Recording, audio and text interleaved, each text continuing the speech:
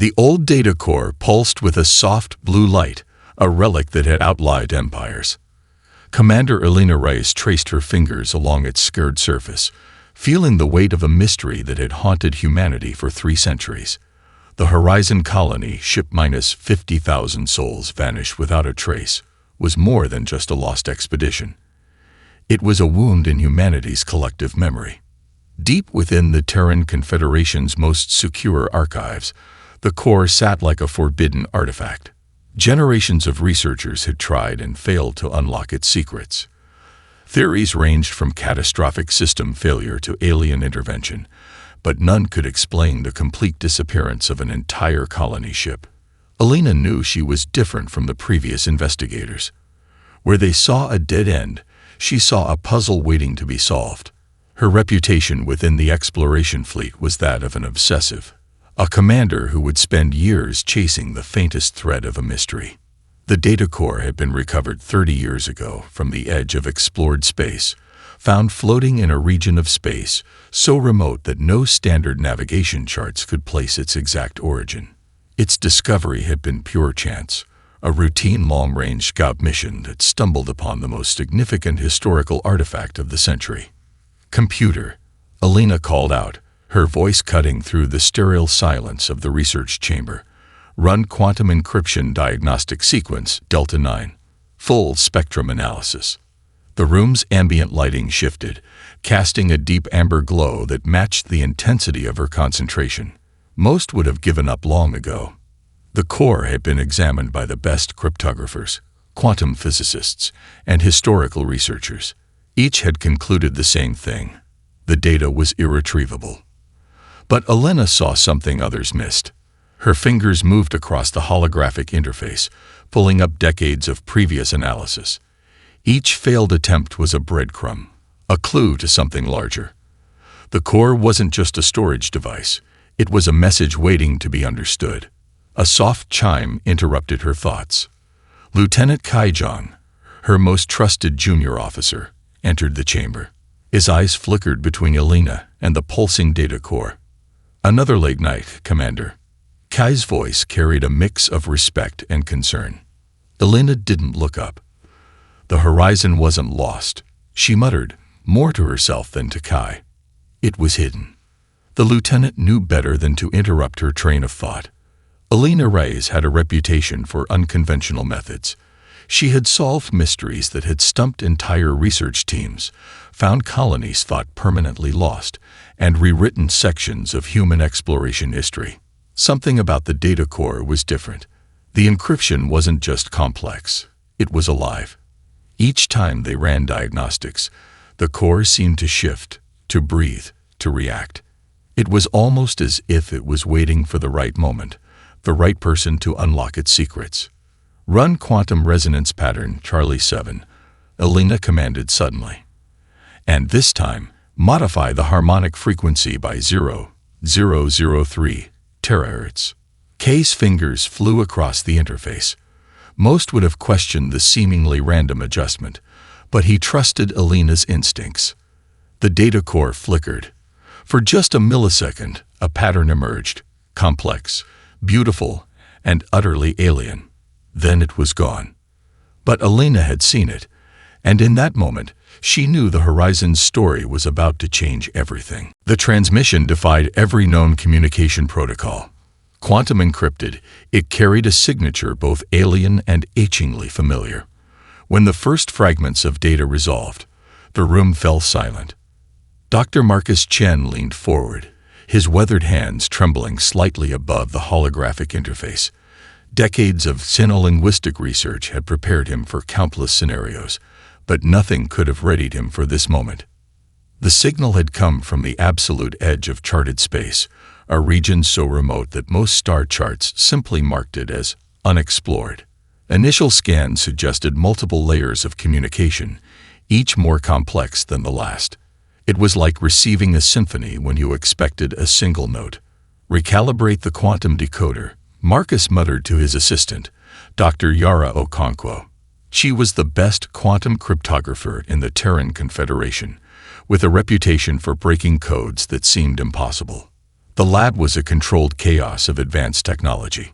Holographic displays flickered with streams of data, quantum processors hummed with intense calculation, and the air itself seemed charged with anticipation.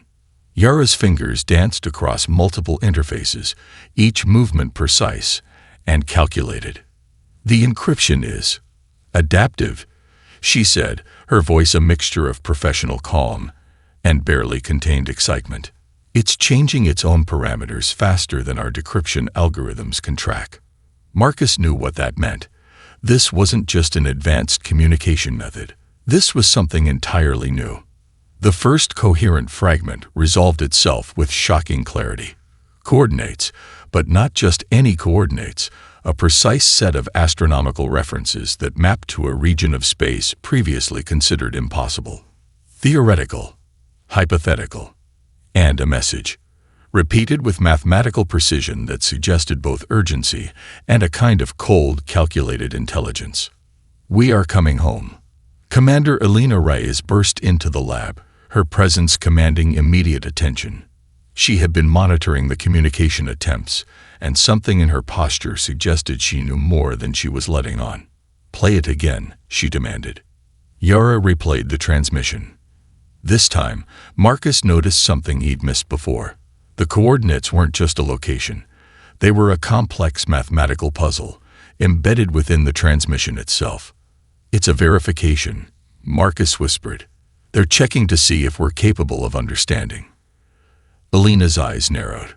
The transmission wasn't just a message. It was a test. As the team continued to analyze the signal, fragments of additional data began to emerge. Glimpses of technological specifications so advanced they bordered on the impossible. Quantum communication protocols that suggested a level of technological development far beyond current human capabilities. But it was the subtle undertones that truly caught Marcus's attention. Buried deep within the transmission were markers, linguistic and technological signatures that were unmistakably human. Not just human, but distinctly connected to the Lost Horizon colony. "This changes everything," Elena said quietly. Yara looked up, her hands frozen above the interface. "What do you mean?" "The horizon wasn't destroyed," Elena replied, a strange mix of triumph and apprehension in her voice. "They've been out there, waiting, developing." Outside the research facility, the first reports of unusual deep space movements began to filter in. Something was coming. Something that had been preparing for this moment for centuries. And humanity was about to discover just how much had been forgotten. The first visual confirmation came at 3:47 hours, Universal Cosmic Time. Global defense networks erupted into a state of maximum alert, but nothing could have prepared them for what emerged from the quantum fold. They came without warning. A fleet that looked more like a living organism than a traditional spacecraft armada. Ships with hulls that rippled and shifted, adapting to the very fabric of space-time. At the center, a vessel that dwarfed entire Earth defense platforms. The Horizon's Promise. Admiral Thomas Garrett watched from the command center of the UES Sentinel, humanity's most advanced battle station. His weathered hands gripped the holographic interface, knuckles white with tension. Decades of military service had taught him to expect the unexpected. But this was beyond comprehension. "Confirm visual," he barked into the communication array. "Are those ships breathing?" The holographic displays showed what seemed impossible. The approaching fleet didn't just move through space. They interacted with it. Hull sections shifted like living tissue, external structures morphing and adapting with each millisecond of approach. Navigation systems went haywire, unable to track movement that defied known physical laws. Space traffic control went silent. Military command scrambled fighters, but the approaching vessels seemed almost amused by the defensive preparations. They moved with a grace that suggested they were barely noticing the human response. At the heart of the fleet, the Horizon's Promise dominated the visual spectrum. Its hull was a complex tapestry of materials that seemed to defy scientific understanding. Part organic, part technological, entirely alien yet unmistakably human in its fundamental design. Captain Maya Rodriguez stood on the bridge, her body a seamless fusion of organic tissue and quantum-responsive cybernetics. She wasn't just commanding the ship. She was part of it. Neural interfaces connected her consciousness directly to the vessel's systems, a symbiotic relationship that blurred the line between biological entity and technological marvel. Initiating first contact protocol. Maya spoke, though spoke was hardly the right word. The communication was simultaneous across multiple channels, a quantum burst of information that carried not just words, but intent, emotion, and a depth of context that traditional communication could never capture. In the Terran Confederation's primary communication hub, Dr. Elena Reyes watched in a mixture of terror and anticipation. The signal they had decoded weeks ago was nothing compared to the living message now approaching. Military analysts argued. Some wanted to open fire, viewing the approaching fleet as an unprecedented threat. Others recognized something fundamental. This was not an invasion. This was a homecoming. The quantum communications network lit up, not with weapons signatures or threat assessments, but with a cascade of data so complex it threatened to overwhelm human systems. It was an introduction, a history, an explanation 3 centuries in the making. We are the horizon. The transmission read. But it was more than text. It was a living narrative that integrated visual data, emotional context, and a technological description that rewrote humanity's understanding of its own potential. Space itself seemed to bend around the approaching fleet. Navigation systems struggled to track their movement. They weren't traveling through space so much as reshaping it. Admiral Garrett's voice was a whisper. "My God," he muttered, "what have we forgotten?" As the Horizon's fleet approached the outer defense perimeter, humanity held its collective breath. Whatever was coming would change everything forever. The first archival records began to unfold in the global communication networks. Holographic displays across research centers, military installations, and civilian screens came alive with the forgotten history of the Horizon colony. Dr. Elena Reyes watched in rapt attention as the story emerged, a narrative more complex and incredible than any human history ever recorded. The original colonists had not been typical pioneers. They were a carefully selected group of humanity's most adaptable minds: geneticists, xenobiologists, quantum engineers, and survival specialists. The Horizon mission was always meant to be more than a simple colonization effort. It was an experiment in human potential. Their destination was Kepler 452 bits, a planet that existed in the theoretical margins of human exploration. Initial surveys had suggested extreme conditions, radiation levels that would kill most organic life, atmospheric pressures that could crush titanium structures, magnetic fields that could scramble electronic systems within moments. Most would have considered the mission suicide. But these colonists were different. The first transmission showed the initial landing, where previous colonization attempts would have deployed massive terraforming equipment. The Horizon team approached with something entirely unexpected. Their initial habitat was not a collection of mechanical structures, but a living system that seemed to grow from the planet itself. Dr. Marcus Chen, watching the archival footage, noticed something extraordinary. The colonists weren't just adapting to the environment. They were becoming part of it. Genetic modification was just the beginning. They developed symbiotic relationships with the planet's unique biochemistry. Nanotechnological interfaces that weren't just external tools, but living extensions of human biology. Each colonist became a complex ecosystem, capable of surviving and thriving in conditions that would have killed conventional human beings within moments. Captain Maya Rodriguez's personal log provided the most intimate perspective. "We didn't choose to survive," her recorded message explained. "We chose to evolve." The planetary conditions forced unprecedented levels of human adaptation. Radiation didn't just fail to kill them. It became a source of energy. Magnetic fields that would have destroyed electronic systems became communication networks. Atmospheric pressures that would have crushed conventional life became a medium of existence. Quantum entanglement became more than a scientific principle. It became a way of life. The colonists developed a collective consciousness that was neither a hive mind nor individual thinking, but something entirely new. Communication happened through layers of biological, technological, and quantum interfaces. Each individual was simultaneously unique and part of a larger, more complex system. Reproduction changed. Genetic information became fluid, adaptable. Children were born with capabilities that would have seemed like science fiction to their ancestors. They could communicate across vast distances, interface directly with technological systems, and adapt to environmental changes in real time. We are not a colony. Maya's transmission continued. We are an entirely new form of human civilization. The most shocking revelation came near the end of the archival records.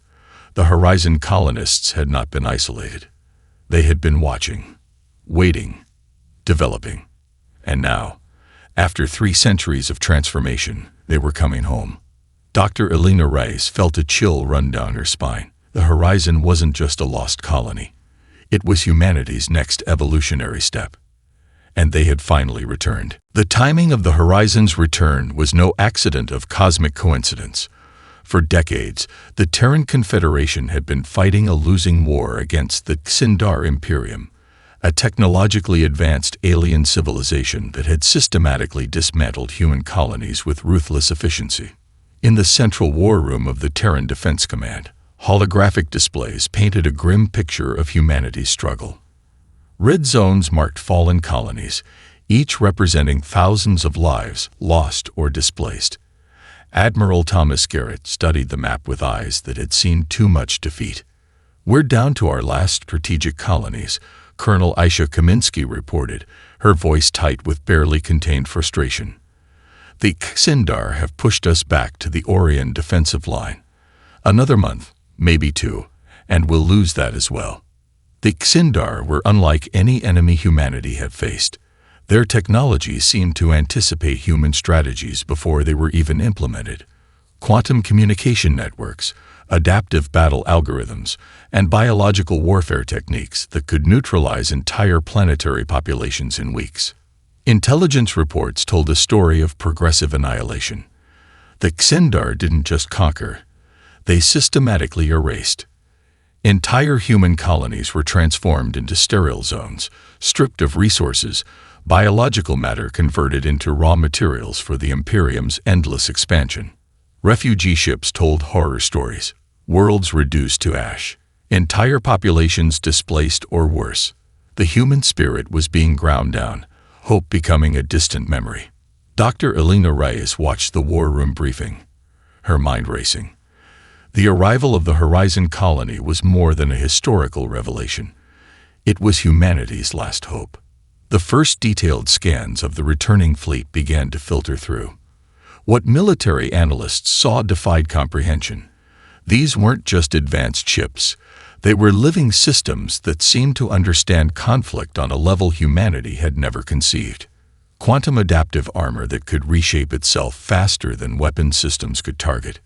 Communication networks that existed across multiple dimensional planes. Soldiers who were simultaneously biological entities and complex technological systems. "They're not just a military force," Elena muttered, studying the preliminary reports. "They're an entirely new approach to existence." Colonel Kaminsky approached, her cybernetic eye scanning the holographic data. Can they actually turn the tide? The question carried the weight of humanity's collective desperation. The Xindar had been methodical in their conquest. They viewed conflict as a mathematical problem. Resources, strategic positioning, probability of success. Their entire civilization was built on the principle of absolute efficiency.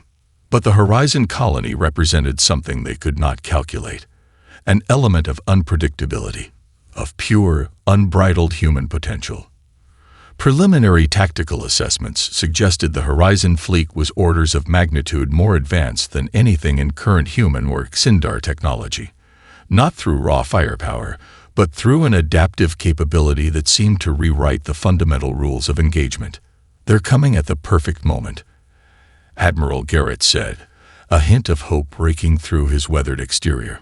If they're half of what these reports suggest, we might actually have a chance. As the Horizon fleet continued its approach, humanity held its collective breath. The war that had been slowly crushing their civilization was about to change forever. The Galactic crucible was about to be reforged. The first full-spectrum analysis of the Horizon's technological capabilities arrived like a thunderbolt of scientific revelation. Dr. Elena Reyes and Dr. Marcus Chen stood in the most secure research facility on Earth, surrounded by quantum processors that seemed primitive compared to the data streaming before them. Each layer of Horizon technology defied conventional understanding. It wasn't just advanced, it was alive in a way that blurred the line between biological and technological systems. Their neural networks operated on principles that rewrote fundamental theories of consciousness. Communication happened through quantum entanglement so complex that traditional communication models became obsolete. Each individual colonist was a living, breathing quantum computer, simultaneously an individual and part of a larger, more intricate system. "Look at this," Marcus whispered, zooming into a microscopic view of a Horizon colonist's cellular structure. What appeared to be simple biological tissue was actually a complex network of nanotechnological interfaces, genetic material interwoven with quantum processors, biological systems that could reconfigure themselves in milliseconds, adapting to environmental challenges that would destroy conventional life. The medical implications were staggering. Injuries that would be fatal became opportunities for biological reconfiguration. Radiation, extreme temperatures, even vacuum exposure. These were no longer threats, but merely environmental conditions to be managed. Captain Maya Rodriguez provided the most intimate perspective during her debriefing.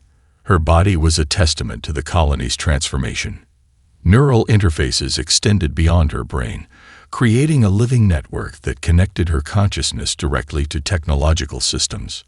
"We don't use technology," she explained. "We are technology. We don't communicate. We exist as a living information network." Weapon systems were equally incomprehensible. What military analysts initially interpreted as weapons were actually complex communication and adaptation systems. The Horizon fleet could literally reshape matter at a quantum level. A defensive shield wasn't a static barrier, but a dynamic field that could absorb, redirect, and transform incoming energy. Dr. Elena Reyes discovered something even more profound. The Horizon's technological evolution wasn't just about survival. It was a philosophical approach to existence. Each technological advancement was accompanied by a complex ethical framework that viewed conflict, communication, and survival as interconnected systems. "They've developed a form of technological symbiosis," Elena noted in her initial report. "Not a hive mind, but a collaborative consciousness that maintains individual identity while enabling unprecedented collective capabilities." The most shocking revelation came from their approach to space travel. The Horizon ships didn't just move through space, they essentially negotiated with it. Quantum folding, dimensional compression, energy transformation, concepts that had been theoretical were now practical technologies. Military strategists struggled to comprehend the implications. How do you fight an enemy that can literally reshape the battlefield at a quantum level? How do you communicate with a civilization that experiences reality so fundamentally differently? Marcus pulled up a visualization of their communication network. It looked less like a traditional communication system and more like a living, breathing ecosystem. Information flows that were simultaneously linear and multidimensional. Communication that carried not just data, but context, emotion, and collective experience. "We're looking at the next stage of human evolution," he said quietly. Outside the research facility, the Horizon fleet continued its approach, and humanity was about to discover just how much it had forgotten about its own potential. The Kindar chose the Ta-City system for their final offensive, a strategic stronghold that would effectively cut humanity's remaining territories in half. Their fleet assembled with mathematical precision. 12,487 combat vessels, each a perfect geometric construct of technological efficiency. Admiral Krell, Supreme Commander of the Xindar Imperium, viewed the approaching human and human horizon forces with cold computational analysis. Every previous engagement had followed predictable patterns. Tactical superiority, resource management, probability of success calculated to 6 decimal places. This would be no different. Or so he believed. The first indication that something was wrong came milliseconds before the actual engagement. Sindar communication networks, previously impenetrable quantum encrypted systems, began to experience inexplicable fluctuations. Not attacks, not breaches, something far more unsettling. The Horizon fleet moved like a living organism, ships that were not ships in any traditional sense, but dynamic systems that could reshape themselves faster than the Sindar computational matrices could track. Where conventional warfare suggested attack vectors and defensive positions, the Horizon forces existed in a state of constant, fluid transformation. Captain Maya Rodriguez stood at the center of this living network. Her consciousness expanded beyond her physical form, interfacing directly with the collective consciousness of the Horizon fleet.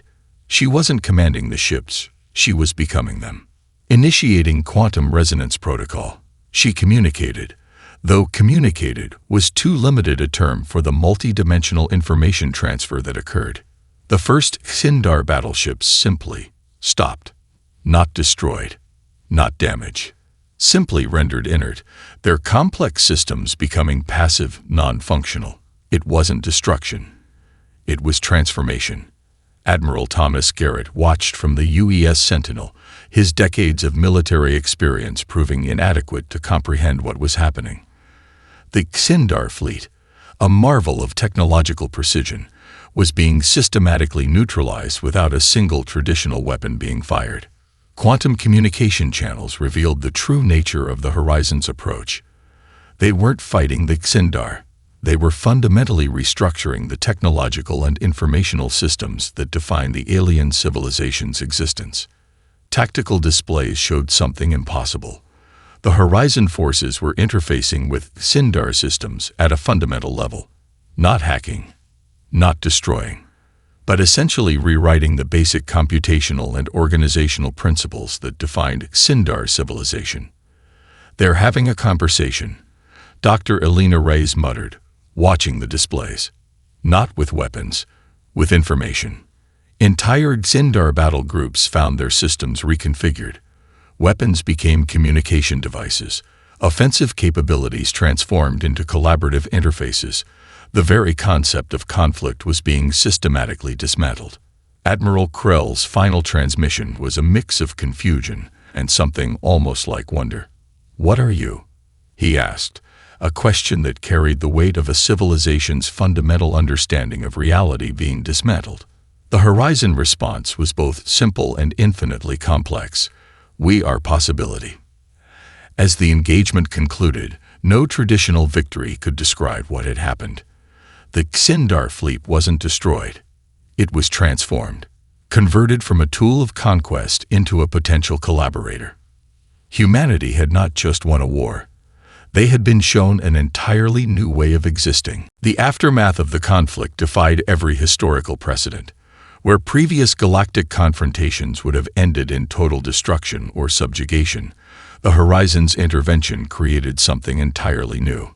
Captain Maya Rodriguez stood before the United Terran Council, her presence both familiar and utterly alien. Around her, holographic displays showed the fundamental transformation happening across human and Sindar territories. It wasn't reconstruction. It was reimagination. "We are not conquerors," she explained, her words carrying layers of meaning that transcended traditional language. "We are a bridge between what humanity was and what it can become." The council chambers fell silent. Political leaders, military strategists, and scientific researchers watched as the true scope of the Horizon's capabilities became clear. Entire planetary systems were being restructured, not through force, but through a complex process of collaborative transformation. Dr. Elena Reyes, now deeply integrated with the Horizon research team, understood the profound implications. The colony wasn't just technologically advanced, they had developed an entirely new approach to existence. Conflict, communication, survival. These were no longer separate concepts, but interconnected systems of potential. Terraforming projects that would have taken centuries now happened in weeks. Planetary ecosystems that had been devastated by generations of war began to regenerate. The Xindar technological infrastructure, instead of being destroyed, was being converted into a collaborative network that merged with human systems. "We've been looking at survival all wrong," Maya continued. Her neural interfaces projected complex holographic representations that showed the intricate connections between biological, technological, and environmental systems. Survival isn't about conquering. It's about understanding. The most radical transformation happened at the human level. Volunteers began to undergo procedures that would have been considered impossible mere months ago. Not replacement or enhancement, but a fundamental reconfiguration of human potential. Children born to Horizon-integrated families displayed capabilities that redefined human understanding. Telepathic communication, adaptive biological systems, the ability to interface directly with technological and natural environments. These were no longer science fiction, but emerging reality. Admiral Thomas Garrett, who had spent decades fighting humanity's wars, found himself at the center of this new world. The military structures that had defined human civilization for centuries were being systematically reimagined. Defense was no longer about weapons, but about understanding and collaboration. The Xindar, rather than being subjugated, found themselves part of a larger collaborative network. Their computational efficiency, which had once been a tool of conquest, was now being redirected toward collective problem-solving. Planetary restoration projects began across multiple star systems. Worlds that had been reduced to barren wastelands started to bloom. The complex quantum-adaptive technologies developed by the Horizon Colony could heal ecological systems at a fundamental level. "We are not returning to humanity," Maya explained in her final address to the United Terran Council. "We are returning humanity to itself." Dr. Elena Reyes understood the deeper meaning. The Horizon Colony represented more than a technological breakthrough. They were a living reminder of human potential, the ability to adapt, to transform, to see beyond immediate survival, and imagine entirely new ways of existing. As the first wave of Horizon-integrated colonies began to emerge, humanity stood at the precipice of its greatest transformation. They had not just survived. They had reimagined what survival could mean. The forgotten colony was forgotten no more.